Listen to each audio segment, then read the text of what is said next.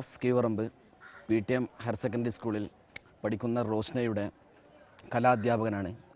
റോഷ്നയെ ആദ്യമായിട്ട് ഞാൻ പരിചയപ്പെടുന്നത് PTM ഹയർ സെക്കൻഡറി സ്കൂളിൽ 8ാം ക്ലാസ്സിലേക്ക് വന്ന സമയത്താണ്.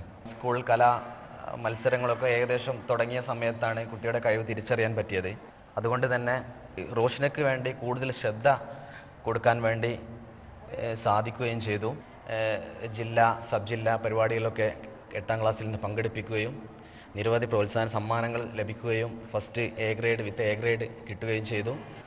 അവളുടെ ഈ കാരിക്കേച്ചർ ചെയ്യാനുള്ള കഴിവ് കണ്ടെത്തിയതിൻ്റെ അടിസ്ഥാനത്തിൽ അവർക്ക് പ്രത്യേക തരം കോച്ചിങ്ങുകളും അവർക്ക് പ്രത്യേകം ക്ലാസ്സുകളൊക്കെ കൊടുക്കുകയും ചെയ്തു. അവളുടെ അച്ഛൻ കാരിക്കേച്ചറിൽ ഗിന്നസ് റെക്കോർഡ് കൂടിയ ഒരു വ്യക്തിത്വം കൂടിയാണ്. ഉപ്പ വരയ്ക്കുന്നതാണ് അവൾ കാര്യമായിട്ട് എപ്പോഴും ശ്രദ്ധിക്കൽ. അതുപോലെ അനുകരിക്കും. ഉപ്പ പറയും എന്നെ പോലെ തന്നെ വരയ്ക്കാൻ പാടില്ല, ഓരോരുത്തർക്കും ഓരോ കഴിവാണ്, അതിനനുസരിച്ച് ഞാൻ വരയ്ക്കുന്ന അതേ സ്റ്റൈലിൽ നീ വരയ്ക്കരുത്, നിൻ്റെ സ്റ്റൈലിൽ വേണം നീ വരയ്ക്കാൻ.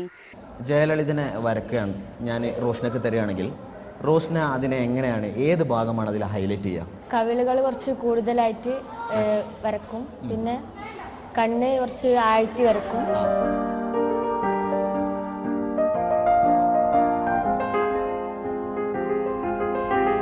അതിലേക്കുള്ള പ്രോത്സാഹനങ്ങളാണ് ഞങ്ങൾ അധ്യാപകരുടെ ഭാഗത്തുനിന്ന് ഞാനടക്കമുള്ള ആളുകൾ ചെയ്തുകൊണ്ടിരിക്കുന്നത്.